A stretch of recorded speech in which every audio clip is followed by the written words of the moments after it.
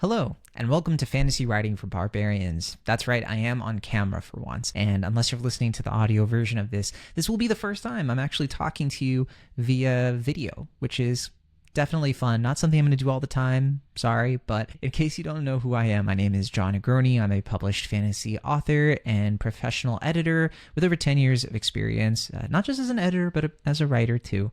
And I've always wanted to do something with video for sure, but I've kind of held back just because it is a lot to do. It takes a lot of time. But I figured we could do something a little bit different for this episode today, actually, because we got an email from a listener and there was a lot of stuff in it. And I think it would work better if I used video via the YouTube channel and all that stuff to actually post it in a way where you can see what they're talking about. And hopefully this will be something we can do from time to time as well. Maybe even with interviews, we'll see. But for now, if you are listening to the audio version, I'm going to do my best, of course, to make this work so that if you're only listening and that's how you're used to the show, you can still appreciate everything I'm talking about without having to rely on any visual stuff as well. So with all that said, now normally on the show, what I usually do is I read an advice prompt from one of our producers, Natalia, Emmons, and I react to it live. I have looked at this, but I haven't used brain power or anything. I just kind of like perused the email, and the email had a bunch of questions on it. And it was from a listener of the show, Vinny Theory. And they had at the very end of it this like, here's the big most important question. So I was like, okay, then I'll do that, because if it's the big most important question, we're going to start with that. And then maybe we'll do other things via their email along like a later time. Maybe we'll see. So I have kind of a vague sense. I think I read like the first few words, but again, as soon as I saw it, I was like, all right, I'm going to plan this recording and then we're going to do everything. And then I'm going to process what they're asking, and then we'll go from there. So it can at least be more engaging. You know, I could prep for that kind of thing, but I think the issue is that whenever I prep something, I feel like I just don't do as well. I feel like off the cuff, I have an easier time avoiding the problem of overthinking something. So hopefully I'm not going to overthink this one anyway. But yes, without further ado, let's get into it. Actually, here's a little bit of extra ado that I don't want to forget.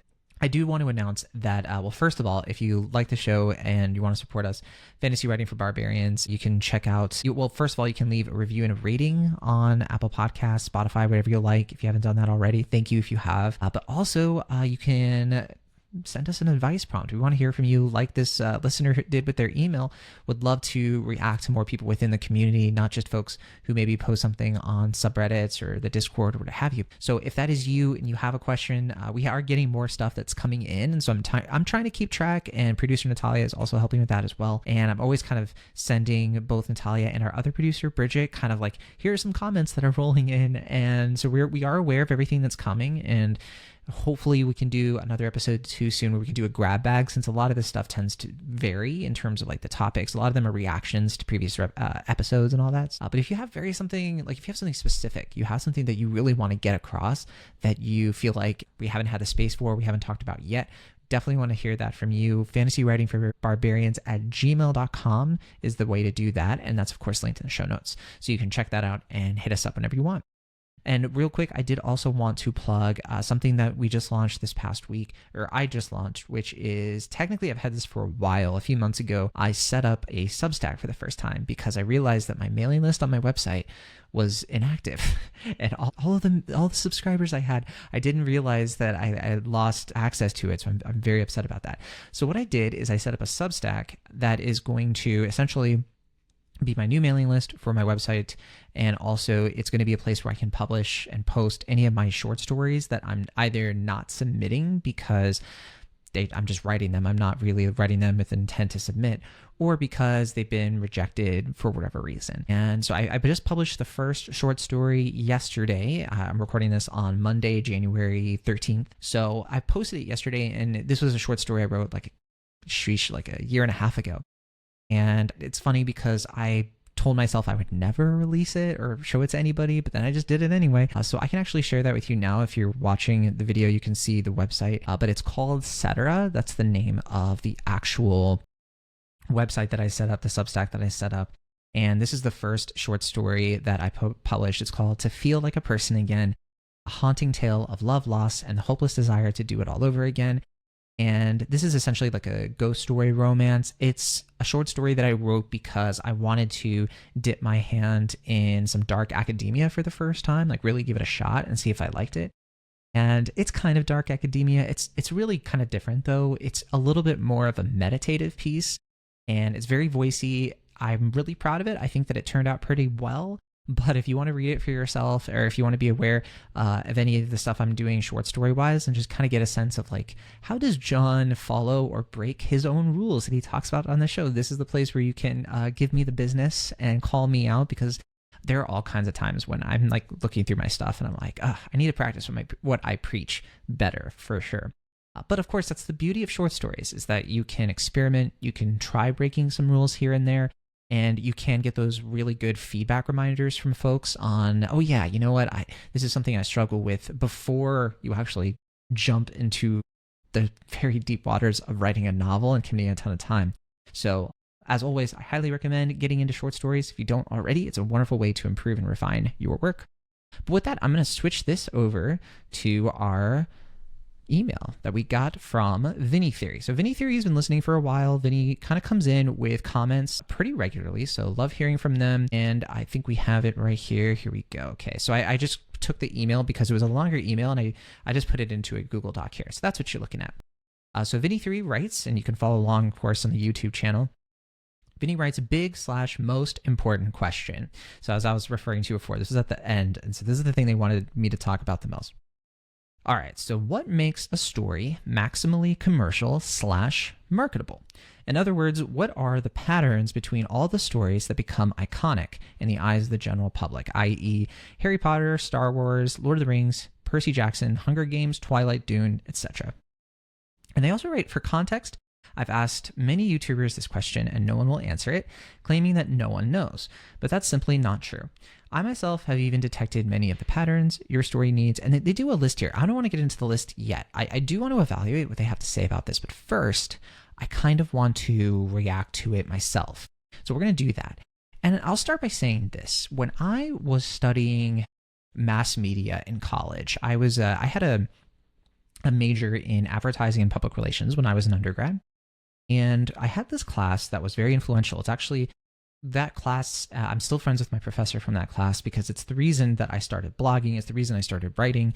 It was a class dedicated to understanding why things kind of take off. And for context, this was like 2010, 2011.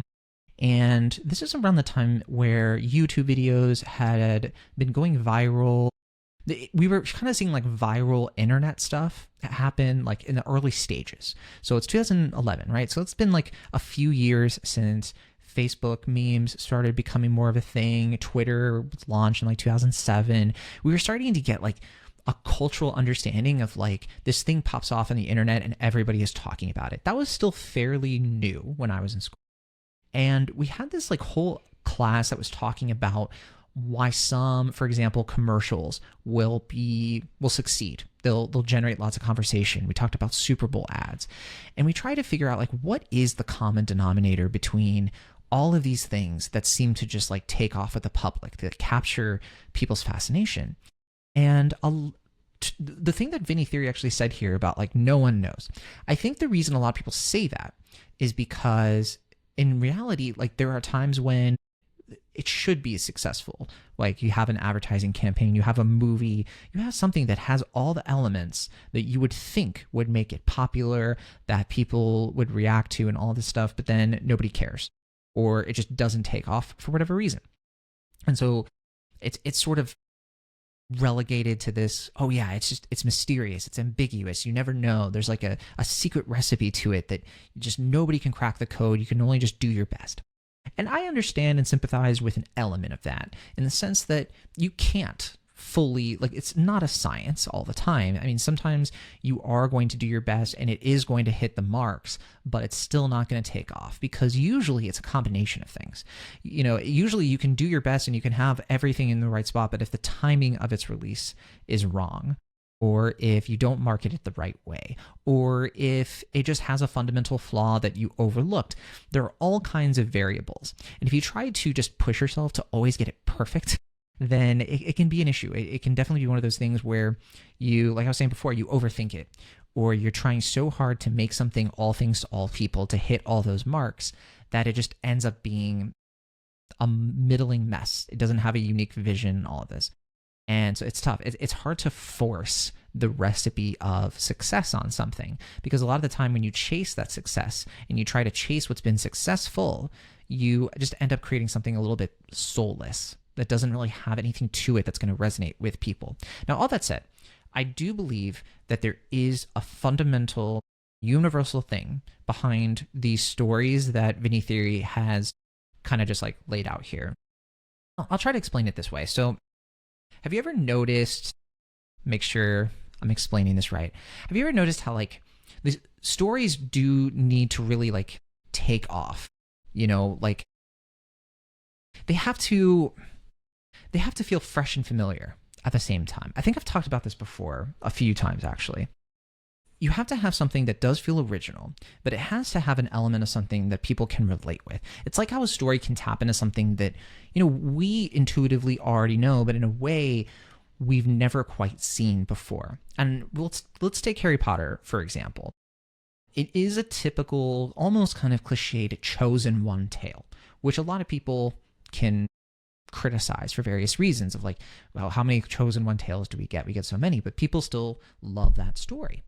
But part of the reason its sort of tropey setup doesn't get lambasted as much is because, well, it's set in a magical school with wands. It has Quidditch. It has these like houses, and it's old stuff. It's stuff that we've readily recognize in a story, but it's presented in a way that feels new, almost feels completely new. So if you take like Hunger Games is another good example. I really like Hunger Games as an example because it reimagines the whole concept of gladiators, but through a dystopian lens. And then it subverts it even further by making it a teenage protagonist. And then it goes even further. It's like, not only is this a teenage protagonist, all these things against them, they are not only just fighting to survive, to make it through the story, but they're also fighting against an oppressive system. And I think one of the reasons these stories tend to succeed is because they anchor us in something that is recognizable, but then they surprise us with a bold, creative twist. And honestly, again, at the heart of this is relatability, plausibility. Like you can really understand why the story should resonate. A story that resonates because it's exploring universal themes that a lot of us can relate to, like love, identity, power struggles, the classic kind of good versus evil setup or battle, right? And these stories tend to do all this stuff through characters and conflicts that do still feel deeply personal. You know, think about Katniss in Hunger Games again. Katniss isn't just like a rebel. She's not a rebel just for the sake of it, right? Like she's just trying to protect her family. She's trying to protect her sister. If you take Luke Skywalker in Star Wars, he's not just fighting the Empire. He's wrestling with all kinds of things. His identity, he's wrestling with his destiny, especially in the second two movies. The first movie, it's about him trusting the Force. That's the major character arc. And it's something that connects with the audience being like, okay, this is the audience's first time being like, here's the Force. They're in the same boat as Luke. And there's a feeling of satisfaction and victory when we trust the Force right alongside Luke, and he decides to use that to make the shot and blow up the Death Star. That's why that works. You know, it wouldn't work if out of nowhere the successful thing is he just shoots it and then they win. You'd be like, well, that's kind of a letdown. You know, what was the struggle? Where was the culmination of the story itself?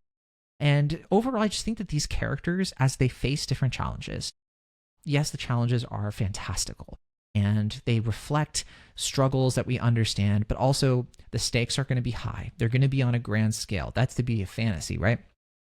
All this stuff is great, but ultimately it comes down to the emotional core. The emotional core is what's going to hook us. I know I've talked before about how in your first few pages, it's all about getting you emotionally invested in the main character. If you don't do that, then nothing else is really going to matter for most readers. You can have this beautiful, lush world with all this great exposition and description, all this cool stuff, but if I don't care about the character in the sense that I don't feel emotionally invested in what's going to happen to them, either good or ill, because they could be a bad person, they could be a wonderful person or something in between. If I'm not emotionally invested in what's going to take them to the next scene and what's going to change for them in the next scene, then I'm going to plug out. I'm just not going to feel like I want to be in this world with that character. I want good company. I want good characters. So another thing to pay attention to is the actual world building, because this is a fantasy podcast and world building is so important. And with world building, I think a fresh angle if you're looking for that kind of thing, you want to be super original. You want your world to be new and exciting and for people to feel like they haven't been there before. You want it to feel like the world is vivid, that again, it's original, but also it's layered with details that make it feel plausible. Details that put me in this world in a way where I don't feel like it's so alien that I don't feel like it could exist. And I want this world to feel alive. So look at Dune. Dune was mentioned, so that's a sci-fi epic, but it's also a story that's about ecology. It's a story about very complicated politics, and the thing that kind of puts it all together is the actual human spirit. So Dune can be this very weird world where spices are a whole thing and weird stuff happens sometimes, but I'm always in it because I think that that emotional core, that human spirit of what drives all the politicking around the spices, it's always present. You always feel it and you always understand why I'm here and why I should care, because here's what's at stake for the characters I care about. Let's take Percy Jackson, because I think that was mentioned too. Percy Jackson's cool. I mean, it reinvents Greek mythology, but for, kids in a contemporary setting.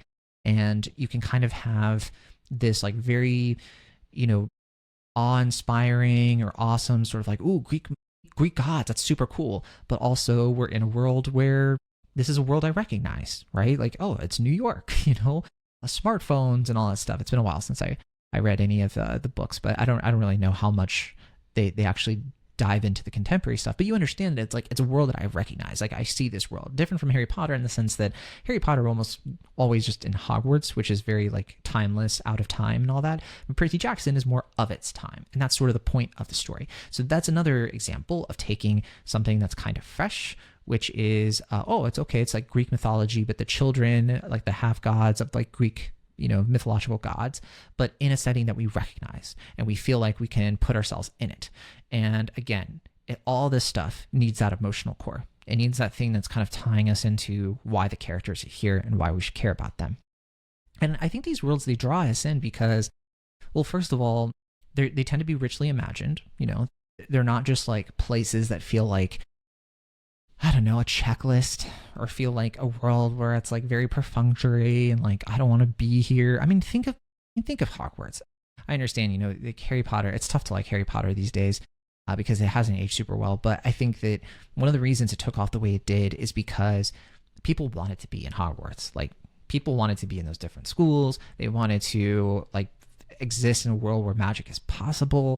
And these were just richly imagined worlds. It had a sense of discovery. Every time you're going through Hogwarts, it's like you're discovering a new place in it.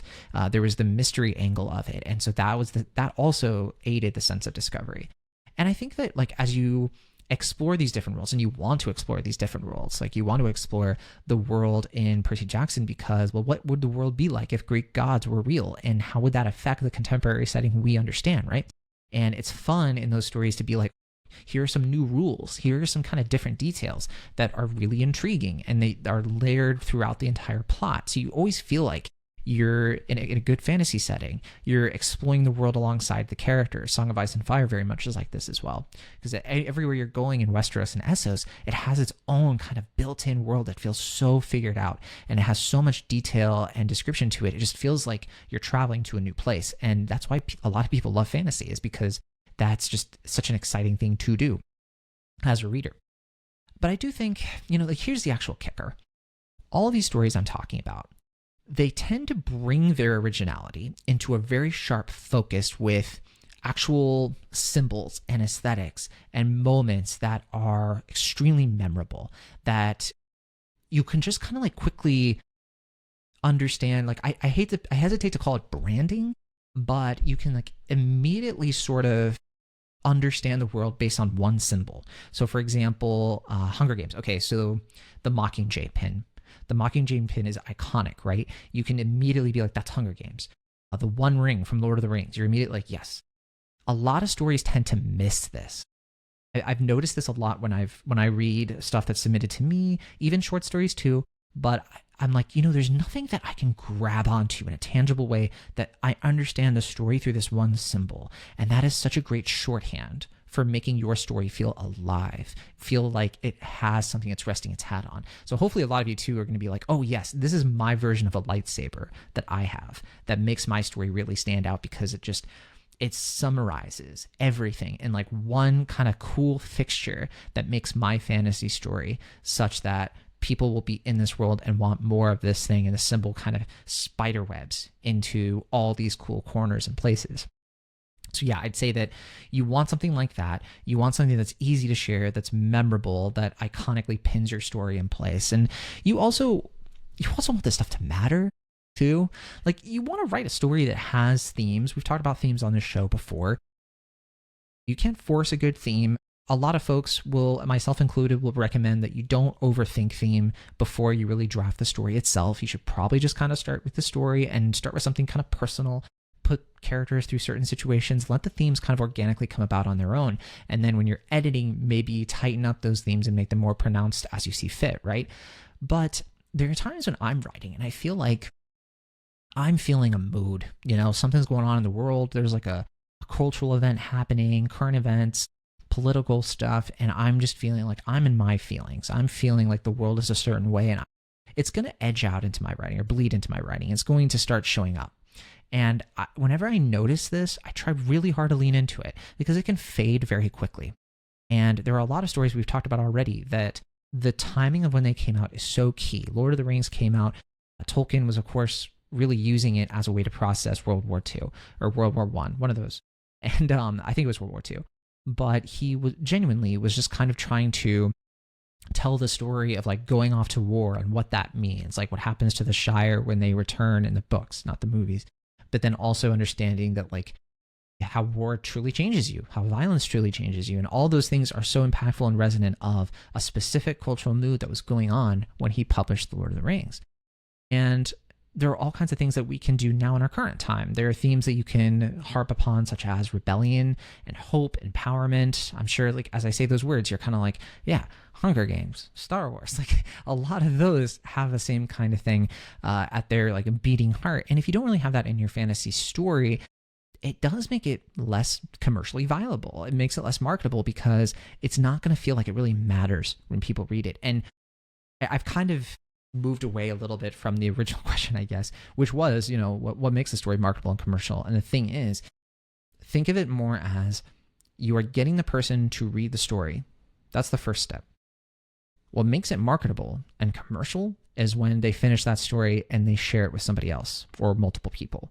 That's how books take off. It's word of mouth. Almost always is. That's why it's easy to astroturf books because, and what I mean by that is it's easy, unfortunately, sometimes for people with a lot of money to just buy so much marketing that you game the system such that you just can get a bunch of people to buy into your book and spread the word of it like inorganically. And a lot of those books tend to be piss in the wind. They just kind of come out, they make a little bit of money and then they disappear because they weren't genuinely that great. And it was all just kind of like built on a house of cards. But when a book genuinely has the sauce and people not just read it, but are like recommending it to other people, that's the difference. That's what makes it commercially viable, because it's not just that you can spend a bunch of advertising money and get a bunch of people to read it. It's that you get a bunch of people to read it and they like it so much they share it with others. And it's a very hard thing to do, because that's why when I was talking about in the word count episode, you're kind of hurting yourself when you make books too long, because you are making it less and less likely that people are going to finish the book, unfortunately, or even pick it up in the first place. And then if people aren't finishing the book, they are most likely not going to recommend it. Or if they do recommend it, it's going to be very like soft, caveated, like, oh yeah, I haven't finished it yet. It was cool. It was interesting. No, what you want people to do is be like, I finished this book. It was awesome. One of my favorite books of the year. And that gets people to buy it. And so that's really the heart of what I'm trying to get at. But everything that I'm talking around that in terms of like all this stuff of like the universal themes, the emotional core, all that is kind of what gets people to like a book enough to spread word of it. That angle of like, I want this to be something that feels new, but it's based on something I understand quickly and don't feel like I have to stretch my mind to grasp. And that's the key to it. I think that's the key to it. It works not just in books, but it works a lot for movies as well. I always credit Will Ashton with this kind of take, because he's the one, this insight, because Will Ashton, my co-host on Cinemaholics, when we talk about films, almost every week. We used to do it every single week, but we do fewer episodes these days. But that's something that he just hangs his hat on in terms of like, yeah, that's how he tends to predict whether or not a movie is going to be successful. is like the setup of it, the premise of it, and if that's really going to resonate with people based on everything that I've been talking about. But yeah, and I do think that like writing a story that matters, that has that social relevance, I think is such a huge thing. Like that also plays so much into word of mouth, because if people feel like what they read matters beyond, yeah, I was entertained, I turned my brain off. No, if it's more of like, I read this and I had an emotional experience, it made me think about something that I didn't understand before, or it kind of changed my perspective or altered my perspective in some way, that's what gets people talking about it, right? Even beyond just recommending it, having the gumption to search for other people's takes on it. Like, what did other people think about this book? Because I'm coming away from it with so many different opinions and stuff. And when you get a movie or a book, but especially a book that gets you thinking like that, it generates conversation and ultimately great press for your book, right? So yeah, ultimately, I think the stories that stick with us, they don't just break the mold, they reshape it. They take the mold that exists. They don't just break it. They don't just, they just move it around. They kind of do a different shape with it, and usually it's in a way that we didn't know that we wanted. It's usually changed in a way that kind of goes past a lot of the gatekeepers. There are going to be gatekeepers who say that like, oh yeah, I don't think this book's going to take off, but maybe it actually will, because they're just missing something that is going to be very difficult to predict, because it's very difficult to predict what audiences are going to resonate with, and you don't have a ton of control over that. All you can kind of do is set out to make the story as good as you can and hope that it aligns with everything I'm talking about, but it's hard to force it if it's not really there, or if you're not really putting in the work to make it happen. And I think that these stories, like, they surprise us because they take the familiar, they turn it on its head. You're creating something that feels fresh, but it's still deeply resonating with who you actually are, who we are as a species. And if you are creating a story, I would ask yourself, like, what is the twist? What is the twist? How are you reimagining something kind of timeless that does feel fresh, that feels bold, that is undeniably yours? And that is going to be the thing that ultimately, I think, makes the difference in terms of how you actually, I was going to bring up the email, but I still have it here. That's going to be the thing that actually, if it feels yours, that you're going to feel like it genuinely, only you could have written it. And people are going to respond to that the way that they do. So, okay, now that I've hopefully answered some aspects of the question, I hope I have. I'm kind of looking at it again here, the patterns between all the stories. Yeah, I think I've laid out my theory of the case and all my caveats as is. But yeah, so let's take a look then at, these are the 10 things that Vinny says that they have detected that are patterns that their story needs. So let's go through it. Let's see if Vinny's onto something here. So number one is high stakes. Yes, high stakes are very important. I think high stakes are present in all of the examples that Vinny listed. And look at that. I went through all the different examples myself. And I think that's true. Now, it's not always the case for like cozy fantasy and things like that, but that's kind of why I don't read a ton of cozy fantasy. I like cozy slice of life anime myself, but that's kind of a different vibe, a different kind of thing. And you can have very successful stuff like legends and lattes, and you can't spell treason without T. Like there are examples of like this list. I'm gonna take Vinny at the benefit of the doubt that like it's not that every story has to have all these things for sure, but these are elements and patterns that they're saying that these stories tend to have. And to be fair, I can't think of a cozy fantasy that is as big as any of these. So take that for where you will. Number two, a fantastical world people desperately wish to join. Yeah, I think I got into that for sure.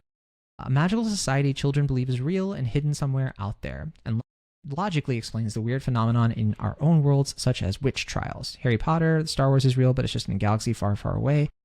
Yeah, I guess so. I mean, I think that, again, this is something that is not necessary, but it is an element that can be there because, that doesn't really connect to Lord of the Rings. I think that we can understand Lord of the Rings more as an allegory. And again, it is a world that people do want to join. People love Tolkien's world, but it's not necessarily a place that we believe has to exist. So I think that is what Vinny is saying, to be fair.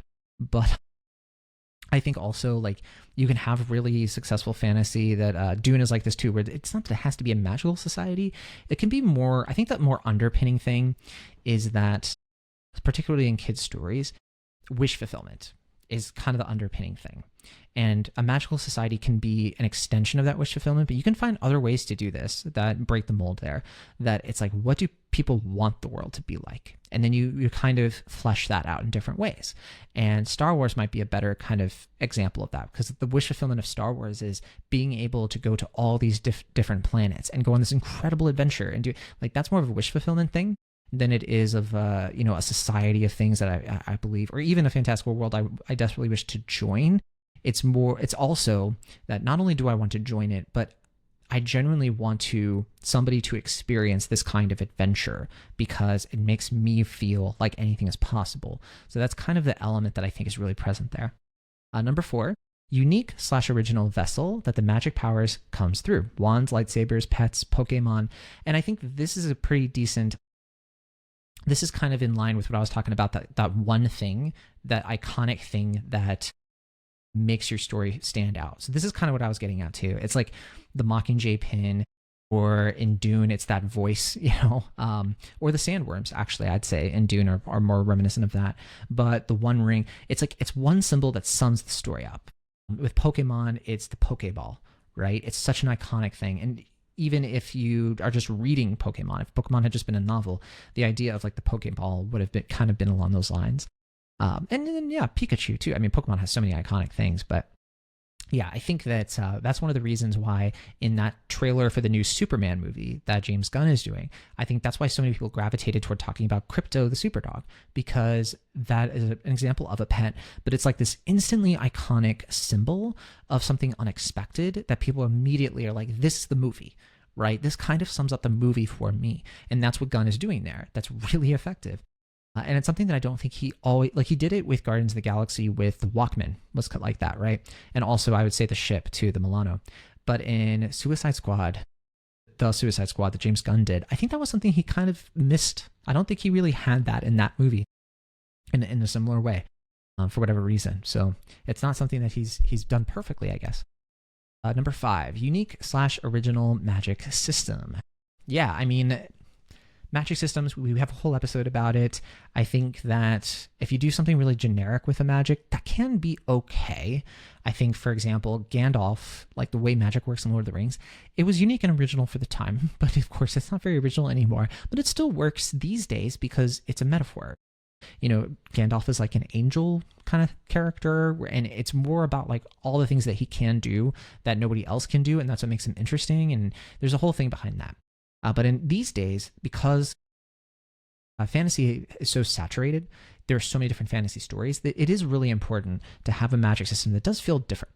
But at the same time, I think that if you do a magic system that feels too different, that is too obsessed with itself, that people are going to feel like they can't grasp onto it or totally understand it. You can't overcomplicate it, because not only does it need to be unique and original, it needs to be understandable, plausible, and it needs to really relate to the story in a good way so that you understand like why it's important, all that good stuff.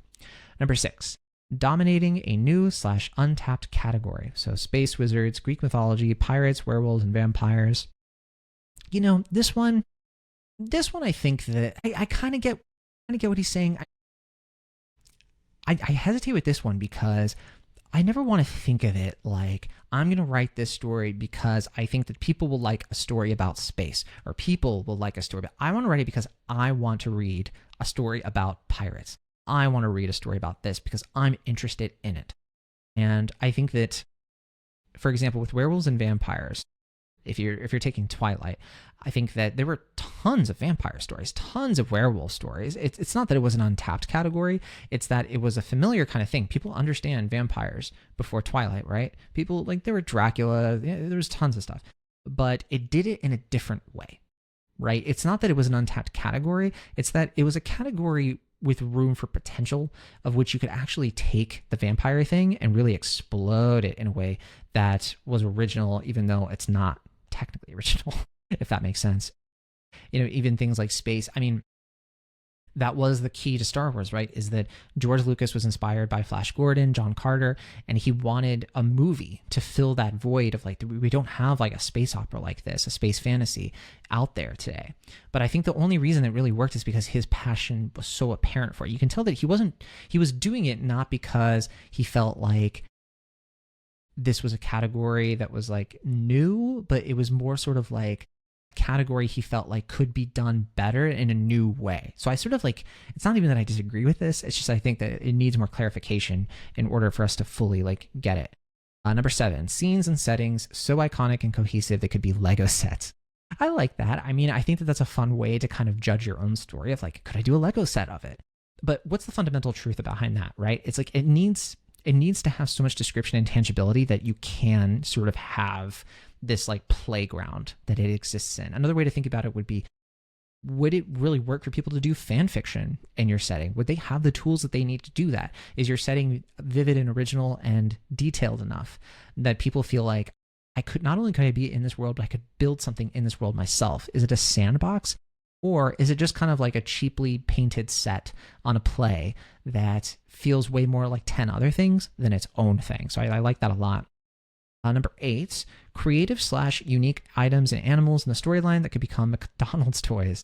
I mean, yeah, if we're talking about like branding and you know, I think that depends too on, I don't think, even something like Fourth Wing, hugely popular, right? Even though a lot of people don't love that story, it just still, it's like one of those things that's like a guilty pleasure for a lot of people. But you could easily kind of do McDonald's toys with that because of the dragons, the sigils, the characters. It's even a book that's not that good in terms of the writing. I'm sorry if you're a fan of Fourth Wing, I'm not coming after you at all. In fact, I love you dearly. But I think that if you just remove it, if you accept the premise of like, yeah, it's not the best written book in the world, I enjoy it anyway. Not me personally, but I know plenty of people who do, and I respect and love them. But you can easily see how Fourth Wing has a marketability to it that really just helps it. You know, it's so like figured out in terms of like what it's trying to do with its items and characters that you can immediately be like, yeah, I could see a movie for this, and I could see like toys and branding coming out of it. Now, it's not necessarily like, I understand Vinny is saying this is an element of a pattern that they're seeing.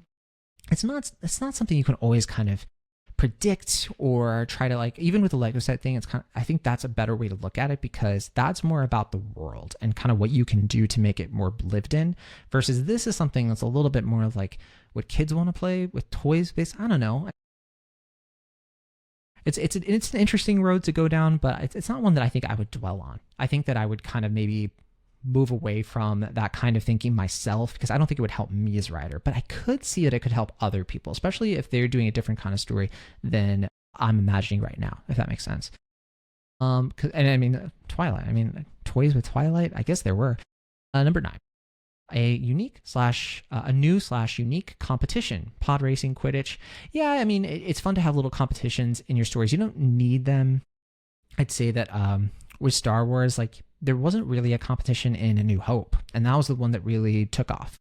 And then pod racing was in the movie that people didn't love, you know, the prequel that was kind of like, you know, it could have been better. But aside from that, I would also say too, like, Quidditch is not really a thing that I think really makes or breaks Harry Potter. I think you could take Quidditch out and it still would have been huge. It's just like, it is something that helps kind of break up the story a bit. That's kind of the usefulness of it. Competitions can kind of help you reset the story. Goblet of Fire was like that. It's the 4th book and it's all based on like a big competition thing. So I do think that that's a good strategy to use just in terms of like, if you're pacing out your story and you're outlining it and you're like, you know, I feel like in the middle of the story, there's a bit of a slog. A competition can kind of break things up. It can kind of help the characters reset what's going on and kind of invigorate your story. You just have to be careful that it doesn't come out of nowhere and it feels like, or that it doesn't feel like built up or anything, but it is a cheat code. It is a way to kind of be like, ooh, suddenly this is way more exciting. Other times it can be a crutch though, so you have to be careful. Number 10, and this is the last one, unique attire of people with powers. Percy Jackson failed to do this. The Orange Camp t-shirts were awful. Yeah, unique attire. I think with your books, this is definitely something that I would always be mindful of. Really try to find little details when you describe what the characters are wearing and try to do it in a way that makes sense with who they are, that people can visualize. A lot of this stuff tends to be kind of, I think, like maybe underwritten. One good example of this for sure is Mistborn. I can immediately imagine what the characters are wearing in Mistborn because Brandon Sanderson did such a good job of really tying like the Mistborn cloak and why it's important and how it ties into the magical system.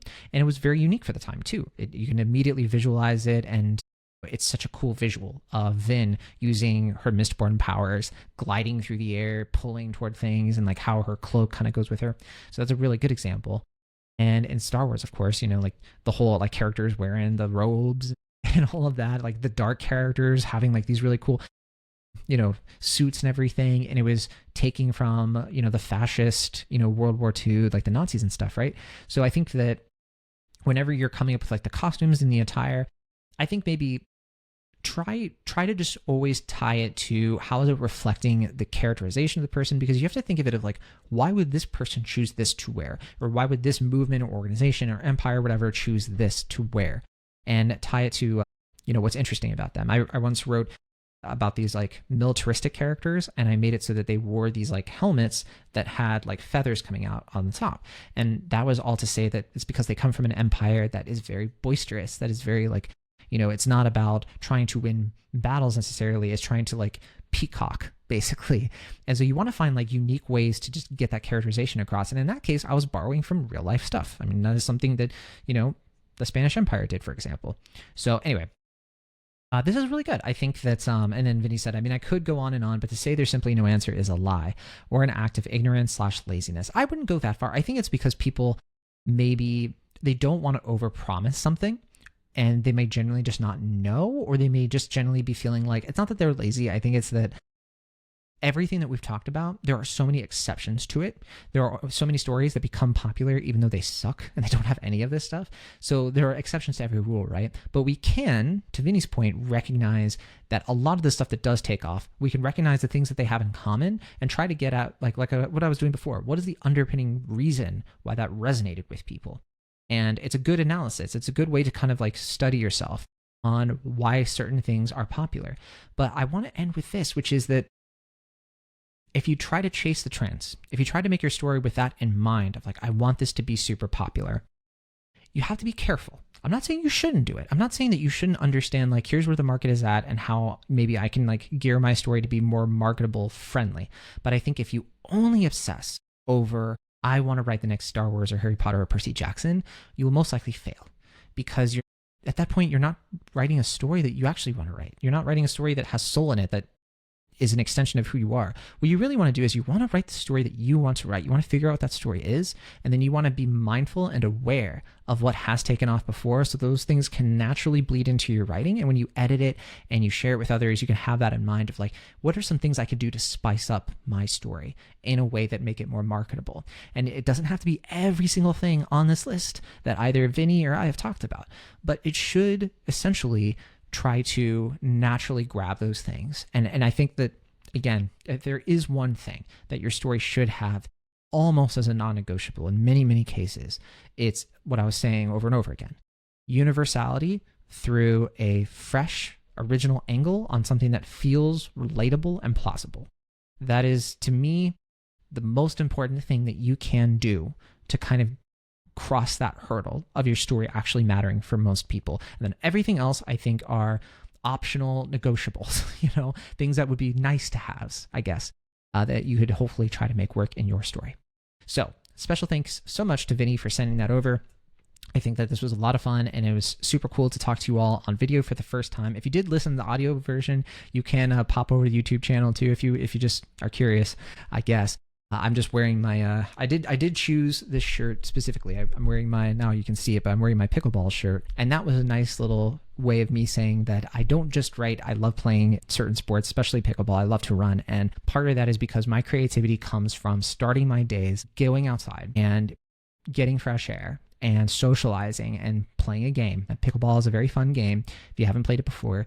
And then afterward, just being able to kind of decompress and get my writing done, because so much of writing comes from observation. And if you spend all your time fueling your writing only by reading, which is great, you want to read books, that's going to fuel your writing and your imagination, but you need to be in the world sometimes too. And sometimes we can get in the monotony of like, the only world I'm experiencing is like a very small group of friends that I hang out with sometimes, and my workplace, my coworkers, and that's a very limited space. Go out into the community, talk to your neighbors. When I play a game of pickleball and I'm waiting for the next game, I'm a very introverted person, but I go out of my way to try to forsake my And I try to talk to people, be like, hey, what's up? What's going on with you? And I try to get people's stories.